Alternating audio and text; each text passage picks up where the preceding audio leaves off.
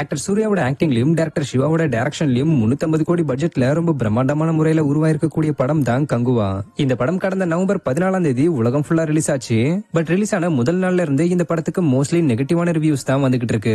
ஆக்சுவலா மிகப்பெரிய எதிர்பார்ப்போட ரிலீஸ் ஆன இந்த படத்துக்கு நெகட்டிவான ரிவ்யூஸ் வரது மட்டும் இல்லாம படம் பார்த்த பலரும் படம் ரொம்ப சத்தமா இருக்கு, இதனால காதை கேட்காம போயிரும் போல இருக்குன்னு சொல்லப்போனா இதுதான் இந்த படத்துக்கு மிகப்பெரிய பின்னடைவா இருக்கும்னு சொல்லிக்கிட்டு வராங்க.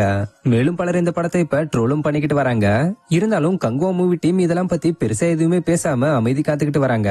இப்படி இருக்க நிலையில ஆக்ட்ரஸ் ஜோதிகா ரீசெண்டா தன்னோட இன்ஸ்டாகிராம் பேஜ்ல கங்குவா படத்தை பத்தி பேசி ஒரு போஸ்டர் ஷேர் பண்ணிருக்காங்க. அதுல அவங்க என்ன சொல்லிருக்காங்கன்னா, நான் ஆக்டர் சூர்யாவோட மனைவியா இல்லாம ஒரு சினிமா ரசிகையா தான் இந்த பதிவை எழுதியிருக்கேன். கங்குவா படம் வந்து சினிமாவோட ஒரு அதிசயம். ஒரு நடிகனா சினிமாவை அடுத்த கட்டத்துக்கு கொண்டு போக ட்ரை பண்ற சூர்யாவை நினைக்கும் போது எனக்கு ரொம்ப பெருமையா இருக்கு. கங்குவா படத்துல நிச்சயமா அரை மணி நேரம் ஒர்க் அவுட் ஆகல, அதே போல சத்தமும் அதிகமா இருந்ததா நான் ஒத்துக்கிறேன். ஆனா குறைகள் அப்படின்றது ஒவ்வொரு படத்திலயும் ஒரு அங்கமா இருக்கக்கூடிய பொதுவான ஒரு விஷயம் தான். அந்த வகையில இந்த மாதிரியான எக்ஸ்பெரிமெண்டல் மூவிஸ்ல அது இருக்கிறது நியாயமான ஒரு விஷயம்னே சொல்லலாம். அதுவும் 3 மணி நேரத்துல வெறும் அரை மணி நேரம் மட்டும் தான் இந்த பிரச்சனை. மத்தபடி உண்மையா சொல்லப்போனா இது தரமான ஒரு சினிமா எக்ஸ்பீரியன்ஸா கொடுத்திருக்கு. சொல்லப்போனா தமிழ் சினிமால இது மாதிரியான ஒரு கேமரா ஒர்க்கை இதுக்கு முன்னாடி நான் பார்த்ததே இல்ல. ஆனா மீடியாக்கள்ல இருந்தும் சினிமாவை சார்ந்தவங்கல இருந்தும் இந்த அளவுக்கான நெகட்டிவ் விமர்சனங்கள் வரதை பார்த்து நான் ரொம்பவும் ஆச்சரியம் அடைஞ்சேன்.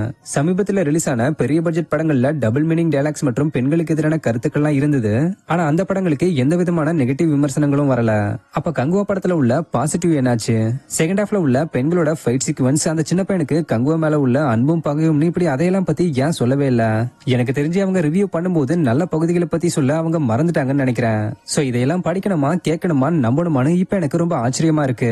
ஆக்சுவலா படம் ரிலீஸ் ஆகி முதல் ஷோ முடியறதுக்கு முன்னாடியே சில கும்பலால இந்த அளவுக்கான நெகட்டிவிட்டி பரப்பப்பட்டிருக்கிறது ரொம்ப வருத்தம் அளிக்குது. அப்புறம் கங்குவா டீம் நீங்க பெருமைப்படுங்க, நெகட்டிவ் கமெண்ட் பண்றவங்க பண்ணிக்கிட்டே இருக்கட்டும், ஏன்னா அவங்களால அதை தான் செய்ய முடியும்னு ஆக்ட்ரஸ் ஜோதிகா காட்டமா பேசியிருக்காங்க. இது மூலமா ஆக்ட்ரஸ் ஜோதிகா கங்குவா படத்தோட நெகட்டிவ் கமெண்ட்ஸுக்கு பதிலடி கொடுத்திருக்கிறது மட்டும் இல்லாம கங்குவா படத்துல பாசிட்டிவ் தெரியலையான்னு ரிவ்யூவர்ஸ்க்கு கேள்வி எழுப்பியிருக்காங்க.